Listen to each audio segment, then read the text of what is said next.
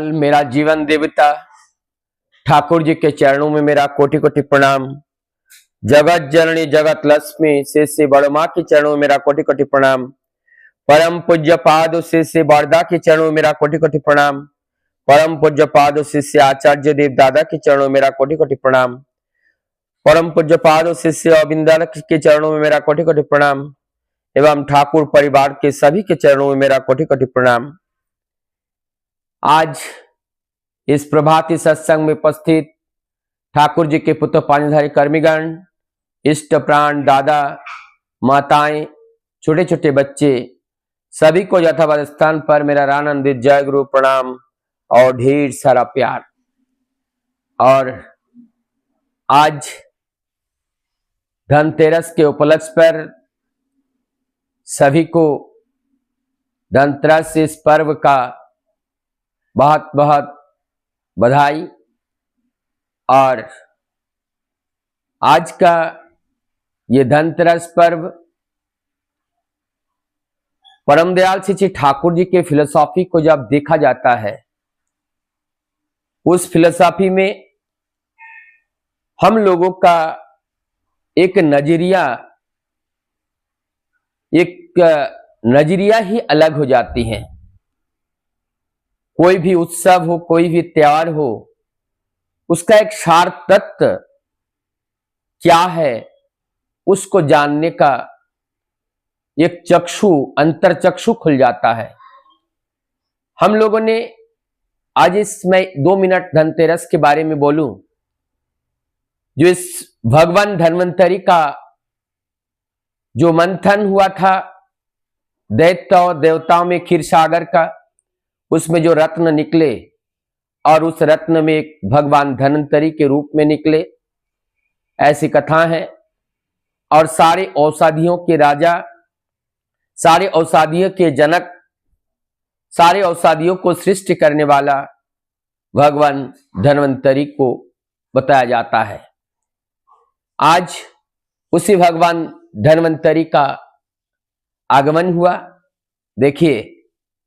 और यही धन्वंतरी जो नर का रक्षा करने के लिए आते हैं, नर रूप में वो नारायण बनकर आते हैं।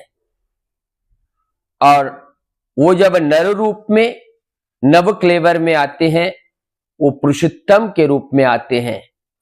इसलिए पुरुषोत्तम को भी धन्वंतरी कहा जाता है, क्योंकि स्थान काल पात्र विशेष उनके आगमन से सृष्टि की रक्षा होती है। अर्थात उस सृष्टि की रक्षा के लिए जो जो चीज चाहिए वो स्वयं लेकर के आते हैं।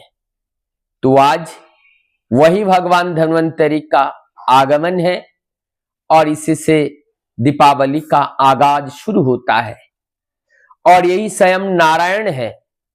और जब तक नारायण की परिपूर्ण करने की शक्ति, सामर्थ्य, ज्ञान व बोध हमारे अंदर जागरण नहीं होती है, तब तक लक्ष्मी पूजा की अर्थ हमें समाज में नहीं आता है।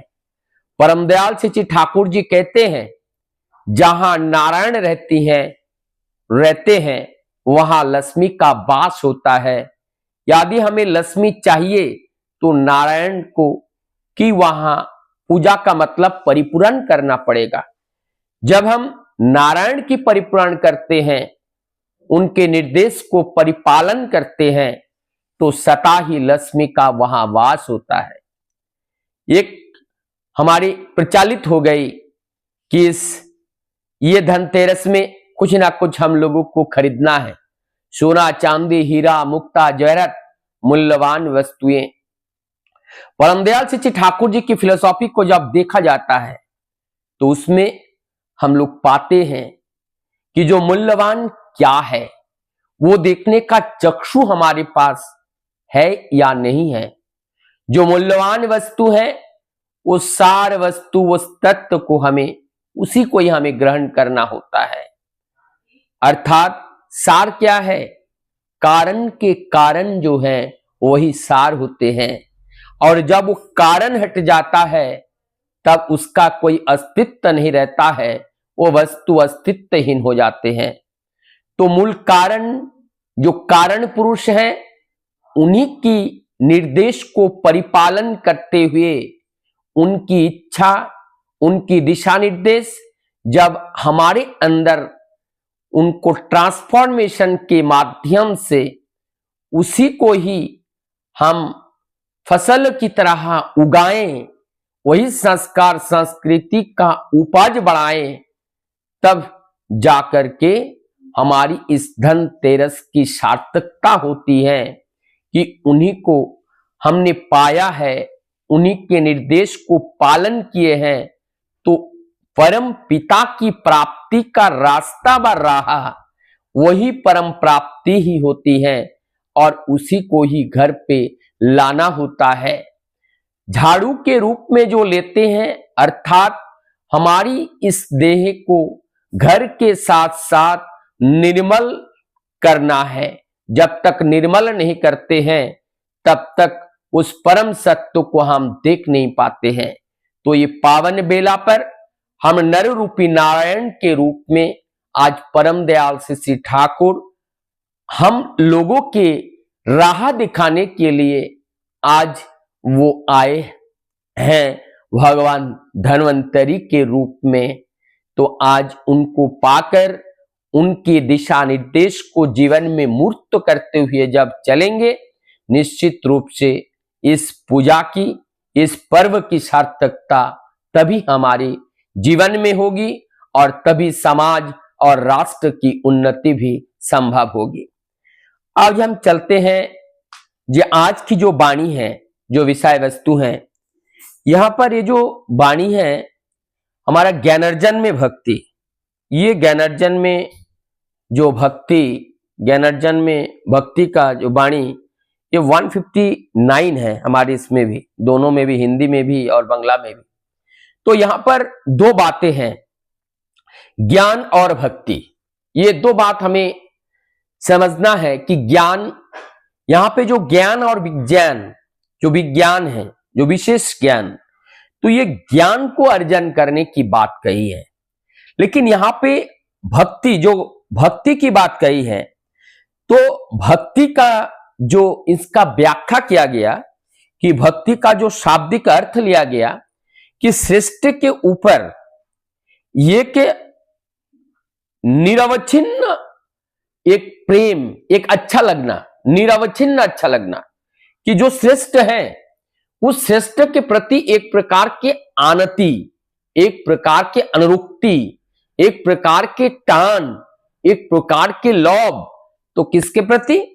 तो ये जो भक्ति का अर्थ ही है कि श्रेष्ठ के प्रति हमारा अनुराग, श्रेष्ठ के प्रति हमारा टान, और श्रेष्ठ हमारा कितना अच्छा लगने लगा, ये श्रेष्ठ होना चाहिए। ये जो श्रेष्ठ के प्रति हमारा सर्वश्रेष्ठ टान जब होता है, तब हमारी ये भक्ति का जागरण होती है। जैसे हम लोगों ने भक्ति के बारे में अनेक बातें सुने हैं कि ये 2.5 अक्षर की जो ये भक्ति है, ये 2.5 अक्षर के भक्ति जहां पर होते हैं, वहां पर दुनिया का सारा ज्ञान विज्ञान की वहां जरूरत नहीं होती है। उस दुनिया का ज्ञान विज्ञान 2.5 अक्षर के भक्ति के पास वहां सब हार मानने के लिए विवश होना पड़ता है। इसका कारण है, अगर कोई विशेष ज्ञान को हम जानना चाहते हैं तो वहां पर हमारे अंदर भक्ति की होना अत्यंत जरूरी है। बिना भक्ति के हम उनके अंदर के छिपी हुई बात को जान नहीं पाते हैं। जैसे मैं आप लोगों के किसी के साथ जब अटैचमेंट नहीं होऊंगा, जब आपसे मैं मिलूंगा नहीं, व्यवहार नहीं करूंगा, आपके गुणवत्ता को मैं नहीं जानूंगा, तो हमारे अंदर ज्ञान कहां से आएगा? आप क्या खाते हैं, क्या नहीं खाते हैं, आपका क्या पसंद है, क्या नहीं पसंद है, तो यह हमारी ये समाज, हमारी ये बुद्धि, ये कहां से आएगी? जब हम आपसे मिलेंगे और आप कि हर पल पल का, हर पग पग का हम ध्यान रखेंगे और हर आवश्यकताओं को परिपूर्ण करने के लिए हम तीक्ष्ण दृष्टि आपके ऊपर रखेंगे, तब जाकर के आपके अंदर क्या क्या जरूरत है वह हम वास्तव में जान पाएंगे। तो यहां पर जानकारी करने के लिए, जैसे कोई साइंटिस्ट क्या करते हैं, वो वैज्ञानिक क्या करते हैं, रिसर्च करते हैं। वो रिसर्च करते हैं, वहां पे खोज करते हैं, वहां पे जानकारियां हासिल करते हैं। लेकिन ये जानकारियां हासिल तब होती है जब वहां पर तीक्ष्ण नजर जब उसमें रखते हैं, दिन रात परिश्रम करते हैं, तब जाकर के उस विषय के बारे में जानकारी हम जुटा पाते हैं। तो ठाकुर जी यहां पे इस वाणी में ये कहना चाह रहे हैं, ये जो देश काल पात्र और धातु भेद से, इसका अर्थ है यहां पर एक बात अगर देखें, एक है शिक्षक और एक है शिक्षार्थी। ये जो शिक्षक है और शिक्षार्थी है, तो यहां पर शिक्षक कौन है, हमें ऐसा समझना है। ये विश्व कवि रविंद्रनाथ टैगोर की एक पोएम है और उसमें इस बात को बताया गया।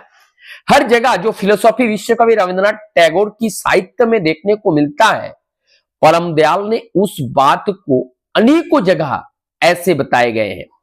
तो आज विश्व कवि रविंद्रनाथ ठाकुर जी कहते हैं कि ये जगत जोड़ा अमर अमर शिक्षक, ये जगत जोड़ा जितने भी इस जगत में है, चाहे वो पेड़ हो, चाहे पौधा हो, चाहे जीव जंतु हो, चाहे मनुष्य जगत हो, अर्थात इस सृष्टि में पहाड़ पर्वत जो कुछ भी है, ये हमारे लिए एक शिक्षक की तरह है। हम हर वस्तु से, हर व्यक्ति से, हर प्राणी से हमें कुछ ना कुछ सीखने का मिलता है। और परमपिता इन सब को इसीलिए सृजन किया गया ताकि हमें परिपूर्ण कर पाए। हम इन सभी से कुछ ना कुछ हम सीखे, तो सिखाने के लिए ये सारी जगत की सृष्टि उन्होंने किया है। लेकिन इस चीज को जानने के लिए रास्ते से हम जाते हैं, हजारों पेड़ पौधे जंगल में जाते हैं, हजारों जीव जंतु हम देखते हैं, लेकिन हमने क्या सीखा उस पौधे से, क्या सीखा हमने उस पक्षियों से। जैसे हम लोगों ने बहुत सारे पोएम को देखते हैं और कहते हैं पहाड़ों को देख करके हमें सीखना है कि हमारी जीवन को पहाड़ जैसे ऊंचाइयों तक लेकर के जाना है। समुद्रों की को देख करके हम देखते हैं कि हमारा ज्ञान की गहराई, उस समुद्र की अतल तल तक हमें उस ज्ञान को पहुंचाना है। अर्थात उसके तल में क्या रहता है, क्या है, उस चीज को हमें जानना है। तो यहां पर जो ज्ञान अर्जन करने के लिए हमें भक्ति की जरूरत अवश्य है। इसीलिए परमदयाल ठाकुर यहां पे कहते हैं नाना अवस्था में नाना तरह से हो सकता है, किंतु भक्ति सब अवस्था में सबके अंदर रहने ही चाहिए। क्यों? क्योंकि बिना भक्ति के ज्ञान नहीं होगा। क्योंकि हमारा भक्ति अगर नहीं होगा तो रास्ते से तो हम जाएंगे, ऊपर ऊपर हम देख लेंगे, लेकिन उसमें से सार तत्व हम लेना नहीं सीखेंगे। एक पौधा है, उसमें फल से भरा हुआ है और उस पौधा झुका हुआ है। साहित्यिक क्या कहते हैं? कहते हैं हमारा जीवन भी सीख लेना चाहिए उस फलदार वृक्ष से। जब लोग ज्ञान से भर जाते हैं तो वो झुक जाते हैं, अर्थात उनके अंदर विनम्रता, शालीनता, ये सारी चीज जन्म लेती हैं। हमने अगर हमारे अंदर विनम्रता जन्म नहीं लिया, शालीनता जन्म नहीं लिया, तो ज्ञान काहे का? ज्ञान तब नहीं होते हैं। साहित्यकार कहते हैं जिस नदी की गहराई जितनी ज्यादा होती है और वहां की जो चलायमान जो जल है, उस जल का कोई आवाज नहीं होते हैं।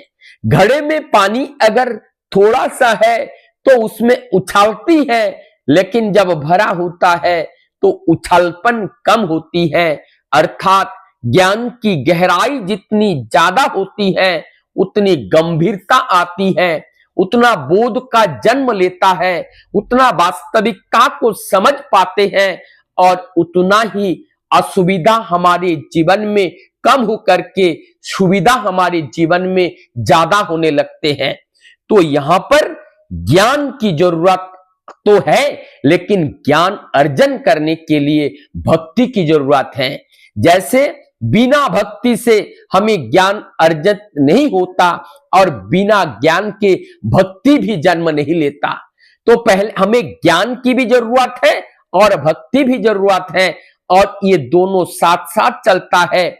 अगर हम केवल ज्ञान अर्जन करना चाहे, भक्ति को छोड़कर नहीं होगा, वो अपूर्ण ज्ञान होगा, और वो अपूर्ण ज्ञान से हम गलत समझेंगे और उससे हमारा जीवन का दिशा वो उल्टा हो जाएगा।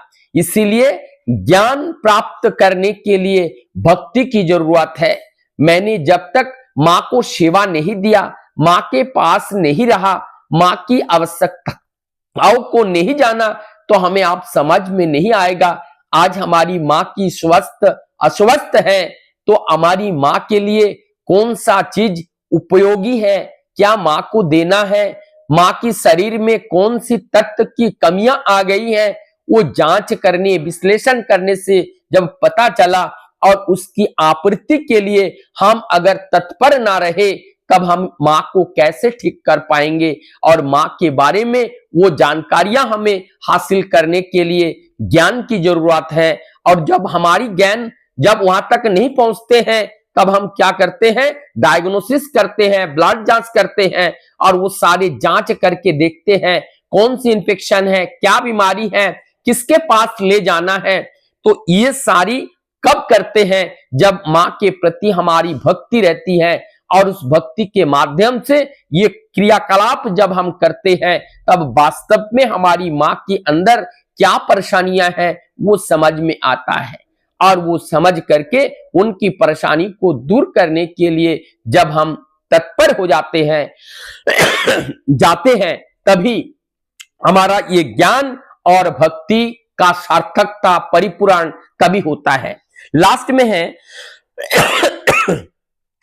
किंतु भक्ति सब अवस्था में सबके अंदर, तो ये भक्ति ही अंदर प्रवेश करा रहा है। और जब अंदर प्रवेश कर रहे हैं और तब जाकर के हम देख पा रहे हैं, और तब हमारे अंदर ज्ञान जन्म ले रहा है। तो यहां पर भक्ति, और भक्ति के लिए हमें क्या जरूरत, इससे पहले जो पाठ है परमदयाल श्री ठाकुर जी ने भक्ति को जन्म देने के लिए क्या क्या बातें बताई हैं, कि वहां पर हमें लगे रहना, जिसके प्रति अनुरुक्ति, जो विश्वास, पहले तो विश्वास और विश्वास के बाद उनके प्रति अनुरुक्ति, और अनुरुक्ति से हमारी आती है भक्ति, और भक्ति का जो गाढ़ा होता है तभी होता है प्रेम। और जब प्रेम हो जाता है, और प्रेम अंधा नहीं होता है क्योंकि उनको सब कुछ दिखता है, और ऐसा प्रेम जब जन्म लेता है तो अंदर और बाहर बोलने के लिए कुछ नहीं रहता है। प्रेम के अंदर कोई पर्दा नहीं रहता है, प्रेम में स्पष्ट दिखता है। तो इस प्रेम को अगर जन्म देना है तो भक्ति को जरूर लाना है, और भक्ति को लाने के लिए उनके ऊपर अनुरुक्ति होना बहुत जरूरी है। बिना अनुरुक्ति के भक्ति नहीं होगा, और बिना भक्ति के प्रेम नहीं होगा, और ये जब भक्ति के बिना ज्ञान भी नहीं होगा, और ज्ञान के बिना भक्ति नहीं होगा। ये सब नेटवर्क है एक दूसरे से, और इस सब के मिल करके हमारे अंदर जो ज्ञान और विज्ञान का जो जानकारी हम में होती है, वही हमारे अंदर हमारी भक्ति को और बढ़ा देते हैं। और उसी भक्ति से हम जो प्रेम है जिसके अनुसंधान कर रहे हैं, उसका अनुसंधान का खबर हमें मिलता है। नहीं तो हम इस खबर को पाने से वंचित रह जाते हैं। जीवन में जब तक हम प्रेम तक नहीं पहुंचते हैं, तब तक हमारा जीवन सूखा रह जाता है, क्योंकि प्रेम के बिना ये सूखा जीवन में तरबत तब आती है जब प्रेम का उदय होते हैं। क्योंकि प्रेम के बिना ये जगत दिखाई नहीं पड़ता है, जान नहीं पड़ता है, और इस प्रेम से ही हम सब कुछ जान पाते हैं, समझ पाते हैं। तो आज हम लोगों ने जाना कि परम दयाल के ये चला साथी ग्रंथ में ज्ञान अर्जन में भक्ति, किस तरह से ज्ञान और भक्ति, और किस तरह से ज्ञान को अर्जन करना है, और ये जो ज्ञान से और भक्ति में किस तरह का समन्वय है, ज्ञान और भक्ति अलग है या एक है, तो इस चीज को आज हम लोगों ने जानने का प्रयास किया। तो जितना मैं समझ पाया उतने मैंने आप लोगों के सामने रखने का प्रयास किया। भूल त्रुटि हो क्षमा कीजिएगा। और मैं इस बात को यहाँ पे विराम देते हुए सबकी मंगल प्रार्थना करता हूं।